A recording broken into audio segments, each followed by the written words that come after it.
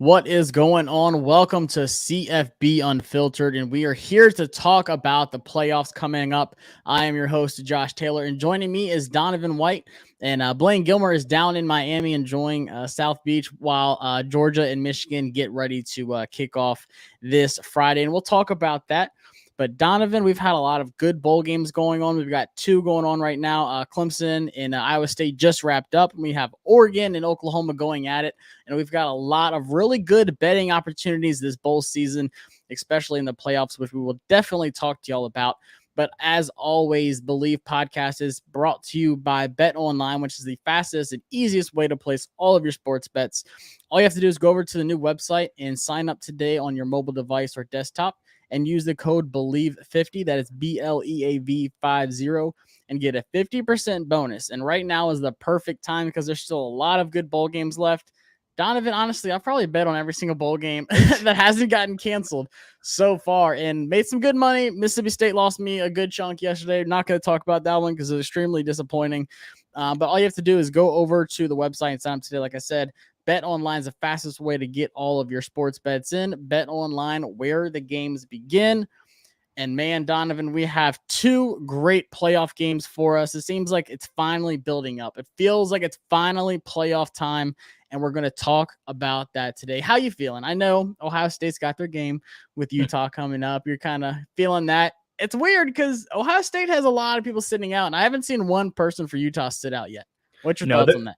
They're ready to rock and roll. When you get on that big stage for any program, regardless if it's Ohio State, it's the Rose Bowl. And so I understand from Ohio State standpoint, I've seen a few players talking about they're excited for it. They can lie to the public as much as they want. That's fine. But, Utah, credit them. I saw their sick helmets they have with the U and the Rose. Those are awesome. But yeah, Tribute 22 and stuff. Yeah. Oh, yeah. It looks awesome. But Chris Olave out.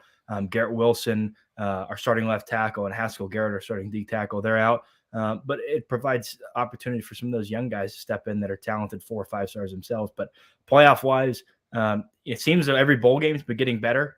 Seems like the first few were kind of a little slow, right? And then you got a little more excitement even for all the ones that were canceled due to COVID concerns. But I'm ready for it. I'm ready for some certain things to happen that I think you as an Alabama fan are ready to happen. And as me as a Cincinnati hater, I'm very ready to happen. So we'll see how this goes. Look, I will surprise a lot of people tonight because I think Cincinnati is going to show up and surprise a lot of people. But even tomorrow, there's a lot of good games. We got Sam Howell in possibly his final game. He's actually playing against South Carolina, so I'm excited to see that as a guy who loves watching these quarterbacks. Tennessee, Purdue, Pittsburgh, and Michigan State, without Kenny Pickett, of course. So I think that's still a great Peach Bowl.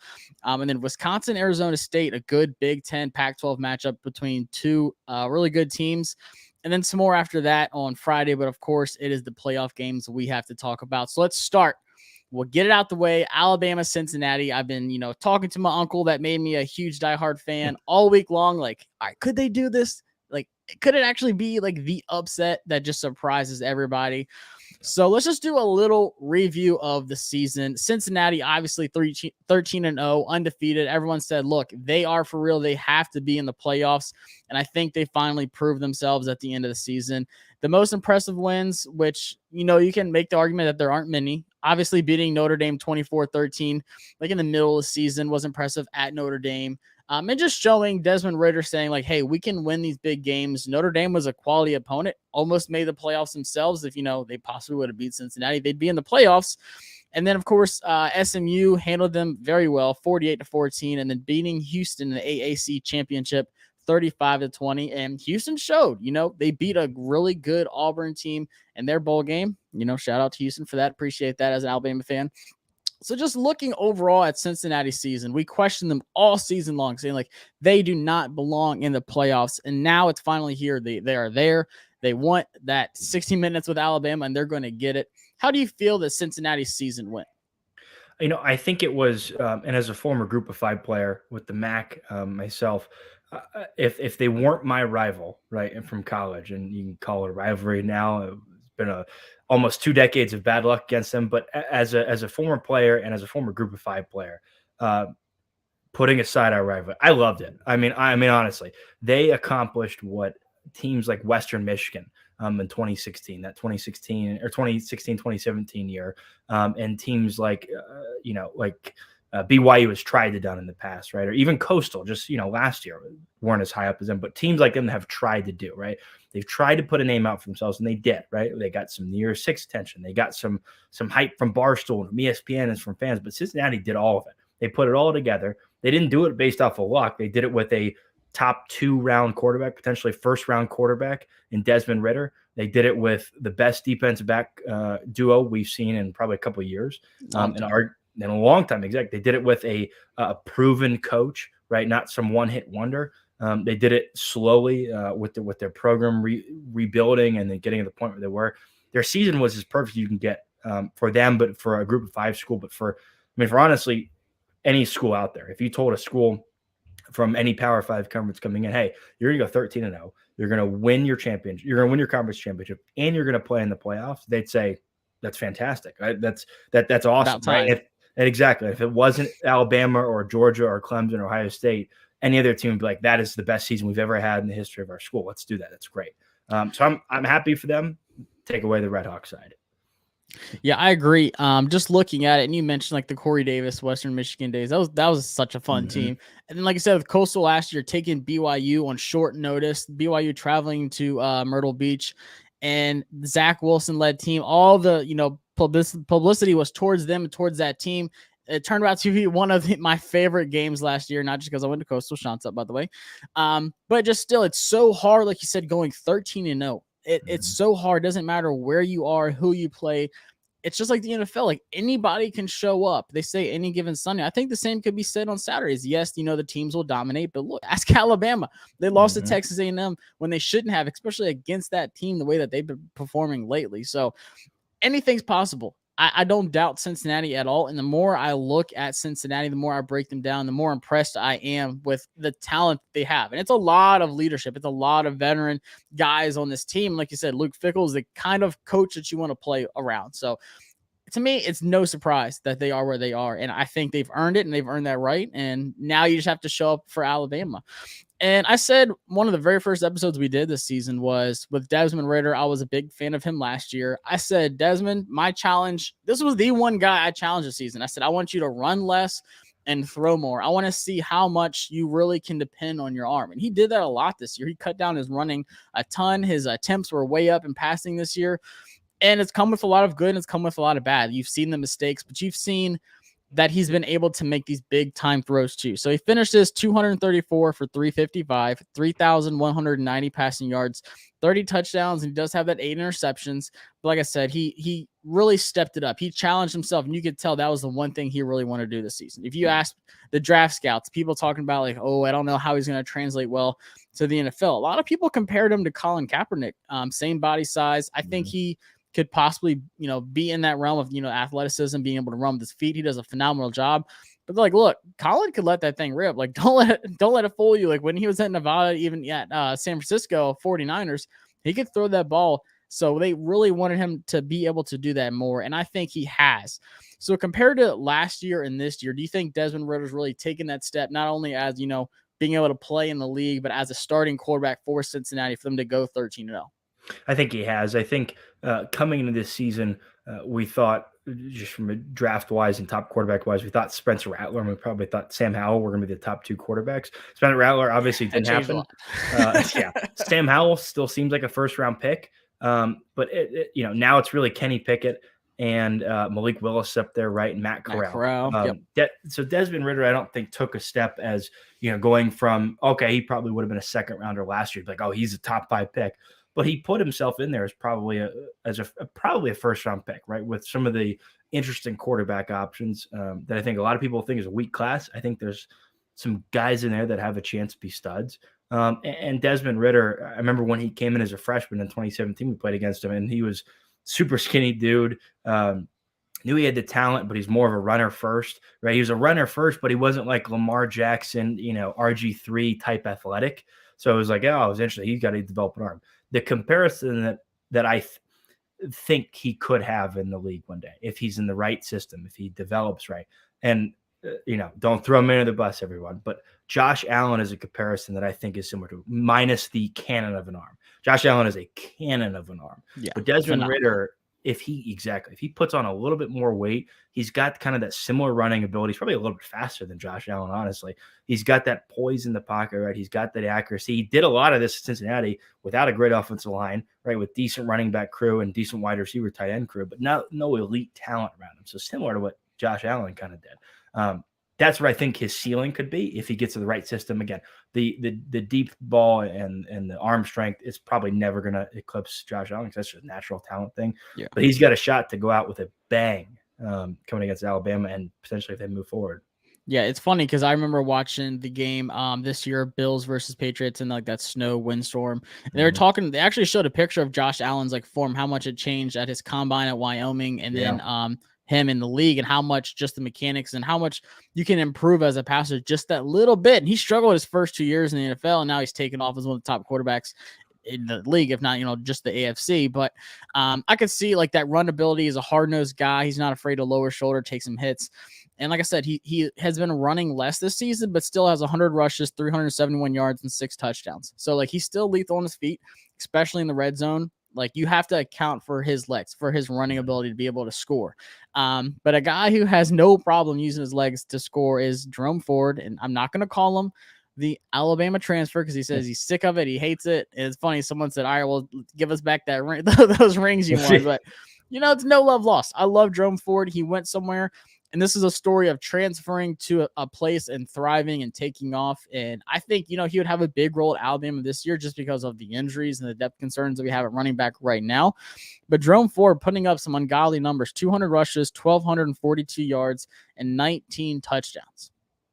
But just like Alabama, Cincinnati does not have depth at running back. It is him, and then it's pretty much the little bit of Ritter. So I think a lot of this game is going to depend on Jerome Ford's legs, but he has shown some home run abilities to be able to just bust off these long runs.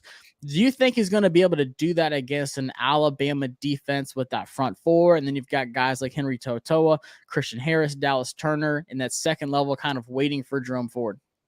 It's interesting. This is one of the matchups of Cincinnati's offensive line / running backs against Alabama's front seven. And I think you agree, Will Anderson has been arguably the best defensive player in college football this year, arguably the best player in college football this year. You could make the argument for it, right? But that being said, Bama's front seven hasn't been that consistent all year. The thing that has been interesting with this matchup is, can Cincinnati's O-line get a push, right? Because they could beat up on weaker teams, right? They could do that. But I cannot overstate how important the talent difference is at these schools. This isn't Cincinnati versus Pitt. This isn't Cincinnati versus Ole Miss, right? This isn't Cincinnati versus Wisconsin. This is Cincinnati versus Alabama, who is getting nothing but 5- and 4-star recruits. That is all they are getting, in freaks of nature. That size and that strength and that speed and that talent difference cannot be overstated in this game. And so I think the biggest thing with Cincinnati is, can their front five and the O-line get a push in that front seven? If they can't get the running game going, I don't think Desmond Ritter has enough around him or would have enough time in the pocket with those pass rushers coming out of his neck to be able to make plays, which is what I think is going to happen in this scenario. With that is one of the key matchups, I think, in this game for Cincinnati. Yeah, and you mentioned Ritter not really having too many weapons. He has Alec Pierce, who's been phenomenal this season. 50 catches, 867 yards, and 8 touchdowns. He's going to the Senior Bowl. But that's it. He hasn't really shown. There's been a couple flashes outside of that, but Alec Pierce has been the guy. So I feel like for Alabama's defense, you have to focus on one, containing, Ritter if he decides to run, whether it's on the middle and the outside, being able to stop the run with Jerome Ford, but then just taking out Alec and making someone else step up for that Cincinnati wide receiving core. Tight ends, doesn't matter. But I think that is huge. And I don't know if Cincinnati is capable of doing that against this defense. Now, there's been some guys in the D-line. Like, I know you say 4 or 5 stars. There's been some guys like DJ Dale who've been, disappointing. We've seen a couple runs, go against the defense. Like I said, you saw Texas A&M move the ball. The wide receivers, breaking on some of the guys in secondary. Weidermeyer doing his thing for Texas A&M. So there's definitely holes in this defense. because his defense is so inconsistent. But I think Will Anderson, like you said, best defensive player in college football. It's not even close. Then you've got a guy, Phildarius Mathis, who reminds me a lot of Jonathan Allen when he first came to Alabama. Just that disruptive inside D lineman who can get to the quarterback. He's been getting better and better as the season goes forward. So I think if they can get to Ritter, it's going to be a long day for Ritter. Now, you get Cincinnati off the field. You finally get the ball in your Heisman quarterback, Bryce Young's hands. This is where things can get interesting because you have, like you said, probably the best cornerback duo I think I've ever seen in college football. And that's coming from, all the Alabama defenses. I'm not afraid to say this is possibly the best one. And that is Ahmad Sauce Gardner and Kobe Bryant, who is switching his number to number 8 for this playoff game out of respect for Kobe Bryant, who he's named after. But I can't stress enough how good these guys are. So first off, Kobe Bryant won the Jim Thorpe winner. And you can make the argument that Ahmad Gardner is even better than he is. He's a first team All-American. Kobe Bryant was a second team All-American. Ahmad Gardner has never allowed a touchdown scored on him in his entire over 1,000 career snaps at Cincinnati. I don't think you can stress that enough. I don't care who they play. It doesn't matter. Not allowing a touchdown in over 1,000 snaps in your entire college career is the most unheard of thing. I couldn't even do that in the college football game. Like I was doing like my road to glory, like as a corner. It doesn't happen. It is unheard of to have a stat like that. And his, I was looking at like his stats this year. People are like, oh, well, he doesn't have a lot of interceptions and pass deflections. Like he has 4 pass deflections, 3 interceptions, 1 forced fumble. It's because no one's dumb enough to throw to him. You don't want to throw it to Ahmad Gardner. And if you decide not to, you still have Kobe Bryant on the other side. I think this can be a legit threat because John Mechie's out. It is Jameson Williams, who is, I would say, one of the top wide receivers in this class coming up, one of the top wide receivers in college football. I know you have 2 guys at Ohio State that can make that argument as well, but you have the best, I will say, corner in the league with Sauce Gardner and, in my opinion, the best wide receiver, Jameson Williams, going at it. This is the most exciting matchup in the entire playoffs. You have a guy who scored 15 touchdowns this season and a guy who has never allowed one in his college career. This is 2 Rhinos just going at it. Who actually wins this matchup?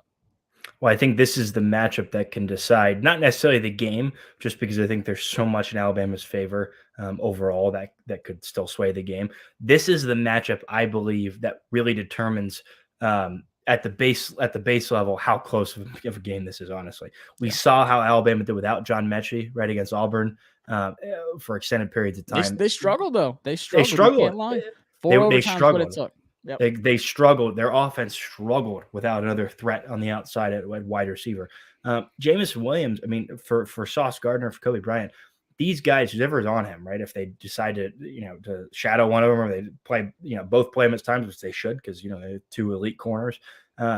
This is a kind of guy, not even speed wise, because you don't see many guys in the NFL with his kind of speed, right? Jameson Williams is fast. This matchup is going to prove one of 2 things. It's going to prove that Jameson Williams is arguably the best wide receiver in college football this year, or it's going to prove that Sauce Gardner, Kobe Bryant, whichever one or both, are probably number 1, number 2 corners in college football this year. And either way, you could still have a great game from all 3 of them, a horrible game from all 3 of them. If you shut down Jameson Williams, or if you limit him, right? If you take away half of his normal targets, half of his normal open opportunities, Bryce Young is going to struggle because as much as I overstate, or not overstate, but as much as I say that Cincinnati's offensive line is not very good, their defensive line is legit, especially from pass rushing opinion, in my opinion. And I don't think Bama's offensive line, again, has not played consistent this year. If you have no open options as Bryce Young, you're sitting there, you're going to get attacked. You're going to get attacked by the Cincinnati defensive line, that front 7. I think in the end, I do think Jameson Williams wins the matchup. I think his speed, his quickness is elite. As an Ohio State fan, if there's any others listening, Ted Ginn is the name that comes to mind. That kind of wiry, lightning fast, quick guy. Reminds me of almost of a like Deshaun Jackson way, but just a little more in his crisp route tree arsenal. Yeah. Exactly. Deshaun Jackson's just wild. He doesn't run a route. He just gets down the field quick. He does what he wants. Yeah, but I agree with you. This Cincinnati defense also has a great pass rush. They have 37 team sacks this season. Majai Sanders, another guy who's going to be at the Senior Bowl. Darian Beavers, one of the best linebackers in college football. Joel Dublanco, another linebacker with 106 tackles this season, 5.5 sacks and 1 interception, 1 forced fumble. And then the D-line led by Curtis Brooks, who has 7.5 sacks and 1 forced fumble. So we saw which Alabama offensive line is going to show up. Is it going to be the Georgia offensive line that just completely took Jordan Davis and that D-line out of the equation? Or is it going to be the Iron Bowl offensive line where it was just nonstop pressure on Bryce Young? So if you get pressure on Bryce Young, you're taking away Jameson Williams and he's forced to make these throws. Like Kobe Bryant can intercept passes. Ahmad Gardner can create turnovers. Darian Beavers can create turnovers. So there's going to be opportunities for Cincinnati. Like that is the blueprint. First off, is being able to get to Bryce Young. If you don't, and you allow him to really go through his reads and say, all right, Jameson Williams isn't open on this play. Let me, check it down to Latu. I think this is a big game where 2 different positions can thrive for Alabama. And that's the tight ends. I think it's about time that Cameron Latu comes back. It's been quiet throughout the season. He came on strong against Miami and you're like, oh man, like Billingsley's not playing. It was really confusing. There's a lot going on with that situation. Then he finally came on later on. So I feel like those 2 tight ends can have a big game. I'm not talking like O.J. Howard against Clemson big, but enough to make a difference to where if Jameson Williams is covered, you have guys that can make plays in the middle of the field. But I think this game comes down to Brian Robinson. This might be a hot take. I'm calling 150 yards, 2 touchdowns on the ground for B-Rob. I think he is the player of the game for us. I think that Cincinnati is not going to be able to stop the run. I think they're going to be too worried about Bryce Young. I think Bryce Young can use his feet too, like we saw against Tennessee when he really started coming out of the pocket and, extending plays like we knew he did in high school. But I think this really comes down to Brian Robinson running the ball. So can Cincinnati create turnovers and can they run Jerome Ford on Alabama? I think they'll get some opportunities. I think they'll, create some turnovers, but I don't think they'll be able to move the ball and score as much as Alabama. So quite frankly, I think this one comes down to Alabama. I want to say 42-24. You're giving Cincinnati too much credit. And I'll say this, everyone, if this time on Friday, Cincinnati keeps it close. And when I say keep it close, I don't mean Alabama imploding and doing everything wrong and Cincinnati getting lucky. I mean Cincinnati flat out beating them on plays, right? Whether it's they win or keep it close. I'll come on here next week and I will eat my own words, right? I'll say, listen, credit to the Bearcats, not if they get lucky. If Bama's playing the worst of their lives, I'm refused. We would. But it's it's not impossible. That being said, I think Bama got a bye week into the national championship. I think they're going to see a lot of their starters resting in the fourth quarter. And I think Alabama destroys the Bearcats. I'll go 42 and I'm going to go Cincinnati 17. I really don't see a scenario where this Cincinnati team, has a chance to other than playing a perfect game and Alabama playing a horrible game. And it's a shame to all the Bearcat fans out there, all the Group of 5 fans out there. This is what you wanted. You wanted a Group of 5 team to make the playoffs, make the Final Four. Now you're going to see what happens when that does happen, right? You got to play the juggernaut, right? When you come for the best, you better swing hard. Because I promise you can swing as hard as you want, Cincinnati. I don't know how much it's going to hurt Alabama. So you don't see a Holly Holm versus Ronda Rousey happening at all. Not a good old head kick that just takes Alabama out of it. Nope. I mean, for me, it just comes down to I don't think Desmond Ritter can do enough to make big plays. I mean, I'm talking about Malachi Moore. Jordan Battle, who's one of the best safeties in college football. He's a turnover machine. He's not afraid to take one to the house like we saw against Georgia. I just think if you take Alec Pierce out of the game for Ritter, he just doesn't have enough of a supporting cast around him to make big plays and to score on these home run plays like Jameson Williams can. So I think Alabama just has too much of an offense. I think they get some turnovers on defense as well. Will Anderson, I cannot wait to see him against Desmond Ritter. That's a great matchup. Just being able to get to a running quarterback like Ritter. So I think Alabama wins this one. You think they win even more than me, which is surprising, but you do hate Cincinnati, and I do love Alabama. So we'll see. I think the line on that one is 13.5 right now for Alabama. So take it. He's saying take it. Over under 57.5. How do you feel about that? That one's tough. It was close for your prediction, yeah. Yeah, it's tough because if that is somehow a close game, I don't really see it being a shootout, right? Just because if it's close, I think that means Bama's offense is struggling. I don't think it's just a complete shootout. Uh, I, I'd probably lean towards the under, right? Probably lean towards it just because if anything, I'd see Cincinnati's offense struggling more than against Bama's defense and vice versa with Bama's offense against Cincinnati's defense, in my opinion. Yeah, this one's tough because I do think Alabama's going to run the ball a lot, even though it's pretty much just B-Rob and then Trey Sanders running it. I think that could help it. If they milk the clock, really just take control of the game, kind of like a national championship game against Notre Dame, just Eddie Lacy running over everybody kind of game. It could get towards that over under of, under 57.5 if it's more of like a 35-10, 35-7 kind of game to where it's just milking the clock, but scoring at will kind of game. But I don't know. I think Cincinnati's defense is going to surprise some people, but I think Alabama just, scores at the end. I think they get a defensive touchdown, which, we're used to seeing at Alabama. I haven't seen it too much this season. Like I said, Jordan Battle got that pick 6 against Georgia. So I think that's something that could push it over. Or if Desmond Ritter is able to, score 21 plus points, 21 to 24 range, then I think you're safe. So I don't know. I'm definitely taking 13.5, but that over under is pretty tough. So we'll see on that one. But of course, this one, I know Blaine's getting ready for it in Miami. There's some question marks. I was looking at some things. There might be a star player from Michigan not playing. We'll see. People are saying he has made the trip. Some people are saying he hasn't made the trip.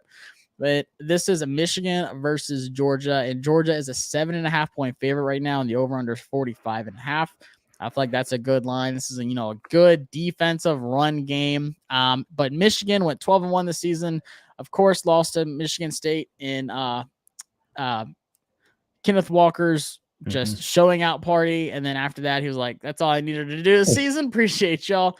And then, of course, I have to say it beating Ohio State finally 42-27. And then just dominating an Iowa team that, frankly, should not have even been in the championship game. They should have just done another replay of Ohio State in Michigan. So, 12-1. We've been so hard on Harbaugh. I know it's going to kill you, but just say one good thing about Michigan. The one good thing about Michigan has been their culture, especially this season. Me as an Ohio State fan has thrown shade at that for a while. But it's taken a while for Michigan to build up to where they are this year. And I think that's a knock on Harbaugh. But this year, their culture has been impeccable. They heard all the noise coming in, right, of Michigan. I mean, we in the Big Ten preview, I had them at like 5-7, right? I was like, this is year Harbaugh gets fired. Done. Goodbye. They heard the noise from that. They heard the noise of Ohio State's going to score 100 points on them, right? They heard that it's Ohio State's division to run and Penn State going to come back, right? They heard all of that. Yet the guys in that locker room and Jim Harbaugh stuck together. They did it with, an imperfect, passing attack on offense. They did it with injuries. They did it with COVID still this year. They did it against a juggernaut of a schedule. That is the thing I'll say about them, is that unlike Ohio State, unlike Michigan State, which they're still early in Mel Tucker's, coaching career there. Unlike a lot of these teams, Clemson, their team stuck together through a loss, right, through hardships. That I think they have been one of the best teams, one of the most elite teams culture-wise this season.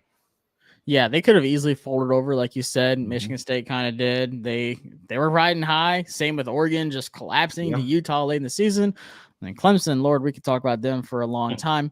But I think the thing that really surprised me the most is we knew Cade McNamara was very limited as a quarterback. Like, we knew they didn't have this, leader of a quarterback who can make plays. And from what we've seen in Michigan's offense the last few years with Gaddis, has just been boring. Like, they put people in the league like Donovan Peoples-Jones. We're like, gosh, these poor guys are stuck at Michigan where their offense just doesn't exist. And now they have the best offensive line in college football and easily the best running back duo in college football. And they are just running the ball at will on people, and you can't stop them. And Cade McNamara, he's just like, I don't even have to do much. He went 199 for 308 this season, 2,470 yards, only 15 touchdowns and only 4 interceptions. And he was only sacked 7 times this season. So, like I said, you got the Joe Moore award-winning offensive line up there running the ball at will with Hassan Haskins and Blake Corum. Haskins. This guy alone could have put up big numbers. I would love to see what these numbers would have looked like if it was just him running the ball all season long. He had 261 rushes for 1,288 yards and 20 touchdowns. That is insane. But it's like, okay, so like no one else ran the ball? Like, no. Blake Corum had 141 rushes, 939 yards, and 11 touchdowns. They both almost eclipsed 1,000 yards themselves and had 31 total touchdowns. Why do you think teams know what they're going to do, but yet still cannot stop that running game? I think it plays completely into the mentality of that team. The fact, I mean, the Joe Moore Award is as an offensive lineman, right? You dream of that, right?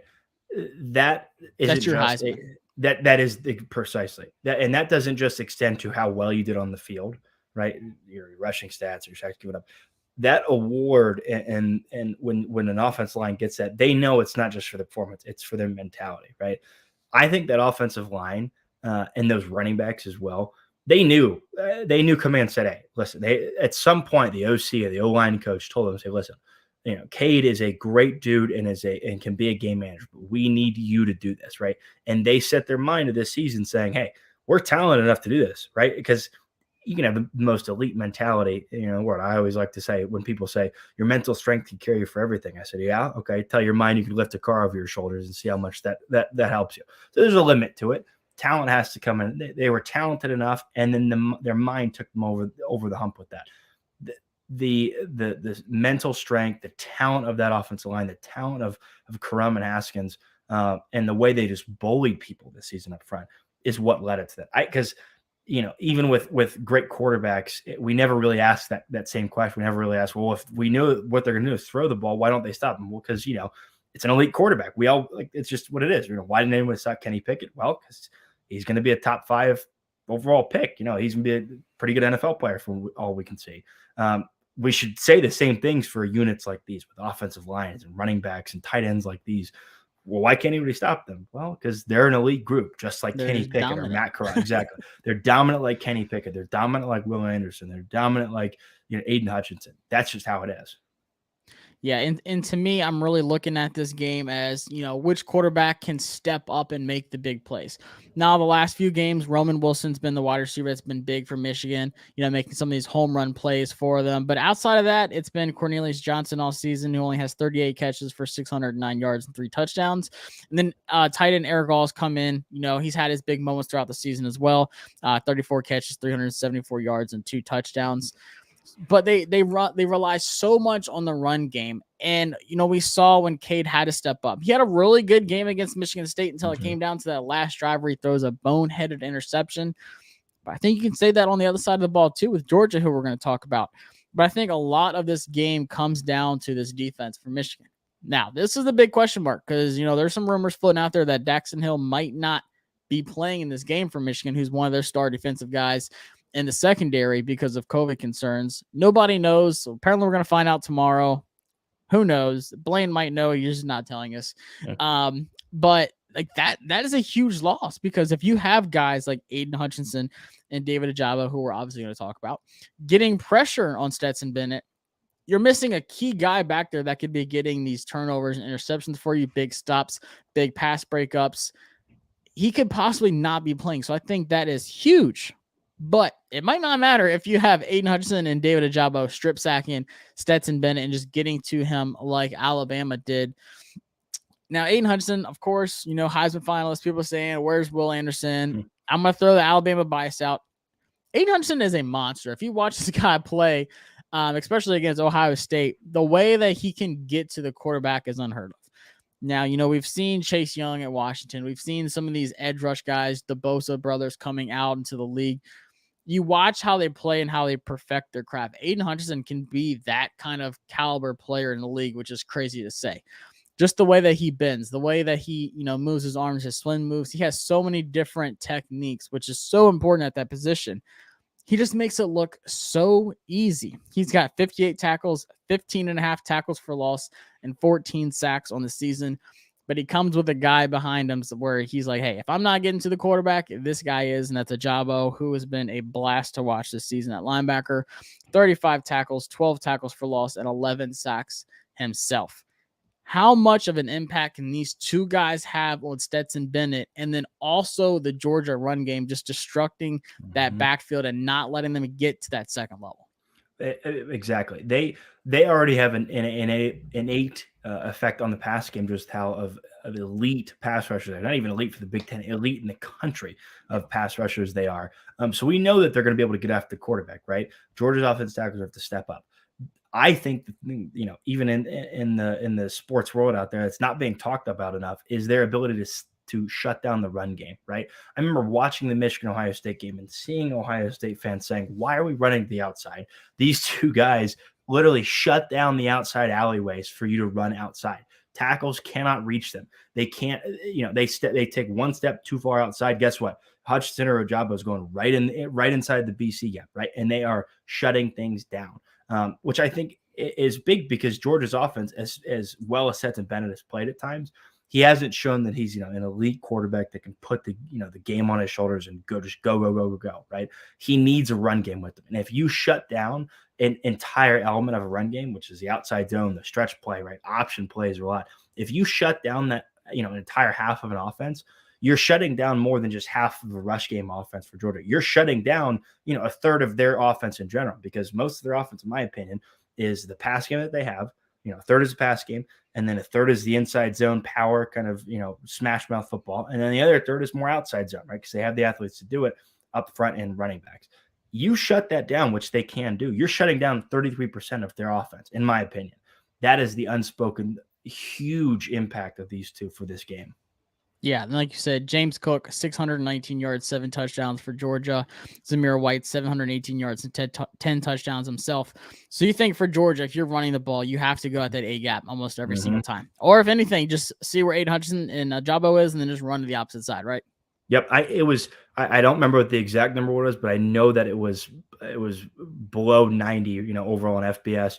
Michigan they were like 93rd, 94th, maybe even lower in run stuff, right? So basically when the running back hits, in that A-B gap, right, the interior, they were not getting a lot of stop up front. So I was thinking, okay, great. We will run these dudes in the interior defensive line.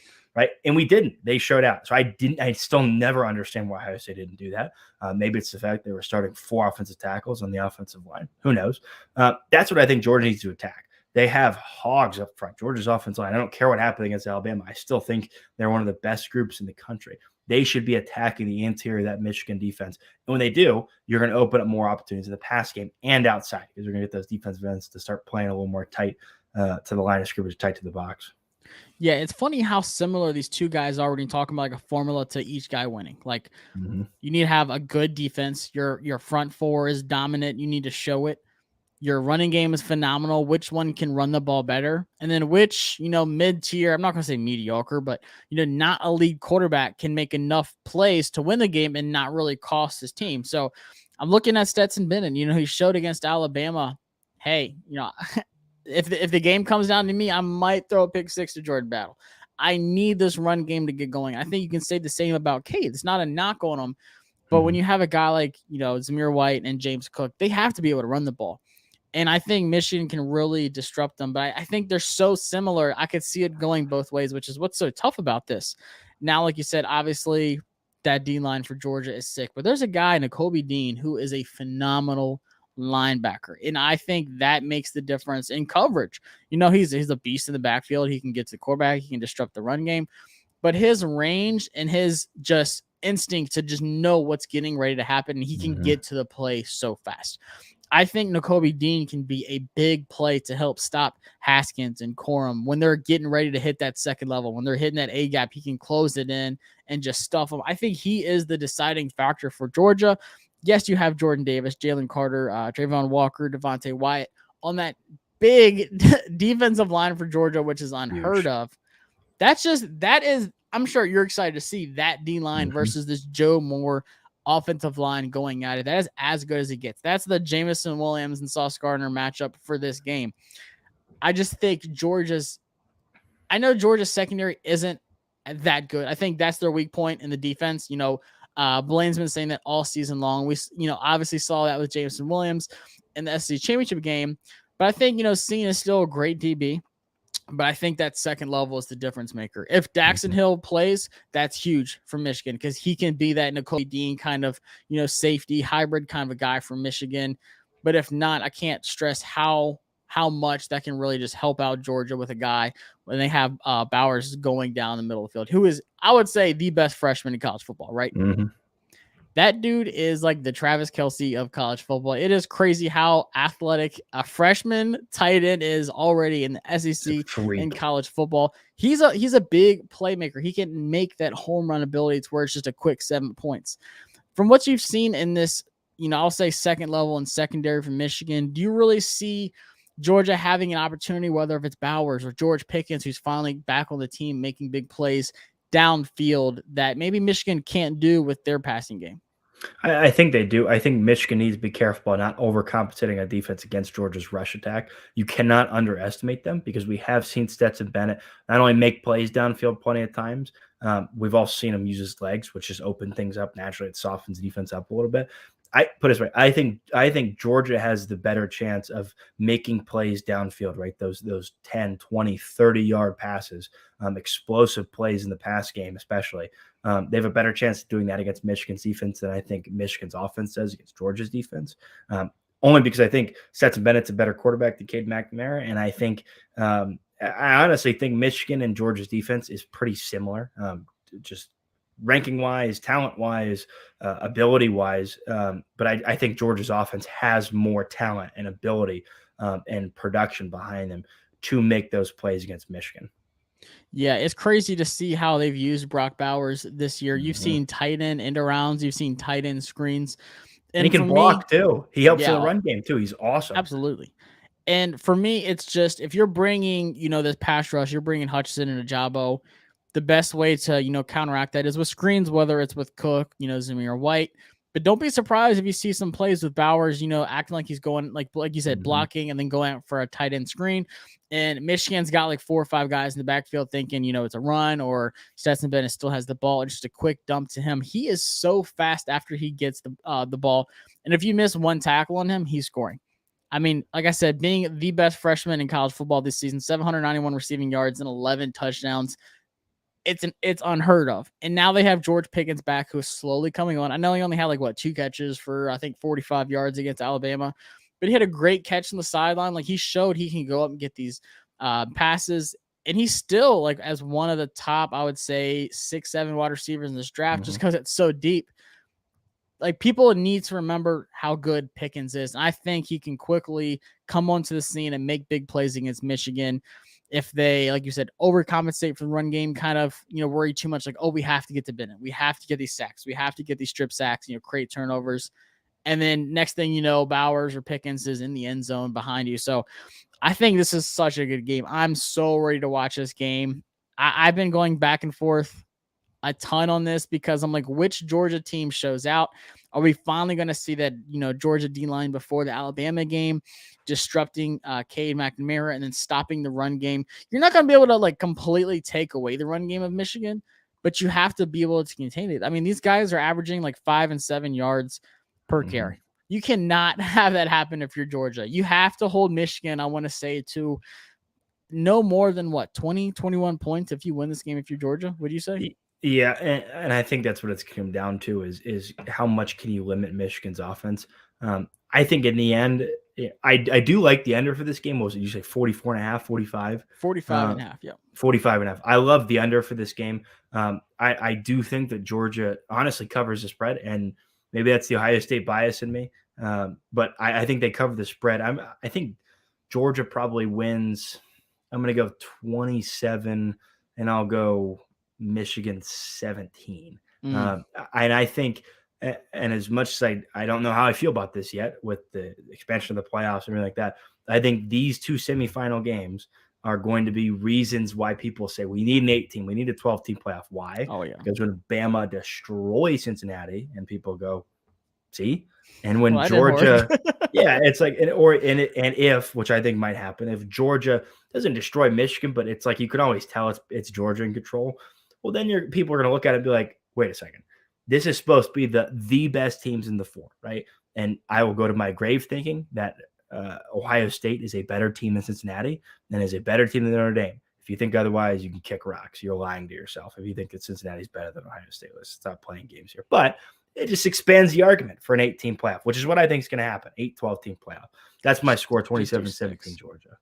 All right. I have it, Georgia 24-20. But I really think Michigan has a legit shot in this game just because of David Ojabo and Aiden Hudson be able to get to the quarterback and create turnovers. That's the big thing. Like, they don't only just get to you, but as you've seen, they can create some turnovers for Stetson Bennett, whether it's strip sacks or he's forcing these plays like he did against Alabama. So I think it's a close one. 45.5. I feel like that's a lot of points for that matchup. So I think it's just under it. I got it right at 44. I don't think Georgia covers a spread of 7.5. That half is just too much for me. A touchdown. You can buy the half point, do it. Yeah, if you can buy the half point, I would say maybe, but I still have it as a 4-point game for Georgia.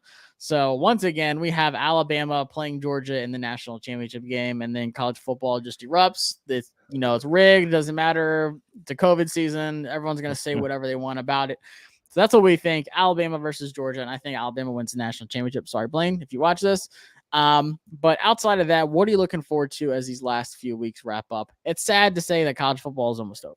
It is. It's gone by fast. I'm excited to see just some of the change, but also some of the new players we've seen how they finish this season off, whether it's Bryce Young or CJ Stroud, right, or Haskins and Karam. And honestly, as an NFL fan and as a Washington fan, I'm excited to see the draft prospects and kick that process back up, because this is the last time that a lot of these guys, Matt Corral, right, Kenny Pickett's not playing, excuse me, but Matt Corral, those running backs in Michigan, yeah. Sam Howell, exactly. Desmond Ritter. I want to see where they finish, because it does kick off a new window into football, right? You get this bowl playoff season, you get the NFL playoffs, and then you have nothing unless you follow the draft, right? Then a long time if you don't follow the draft. Exactly. So I implore everyone to be excited for that. Enjoy this last week or so, and just soak it all in. Yeah, I have a 4-day weekend, and I plan that on purpose because obviously the playoff game, I'm off Friday, Saturday, Sunday, and Monday. But I'm also looking forward to on Saturday, after Alabama wins their game, I can kind of relax a little bit. I know you're going to be watching Utah and Ohio State, obviously. I think it's such a great matchup with Utah's defense. Devin Lloyd is my favorite linebacker, and I'm excited to see him against CJ Stroud and Travion Henderson. He might get some Smith and Jigba action. We'll see. But Oklahoma State, Notre Dame is another really good game. The Marcus Freeman day is kicking off against Mike Gundy. Oklahoma State has a lot of starters playing. Obviously, Kyle Hamilton and Kyron Williams are sitting out for Notre Dame, but still really good matchup.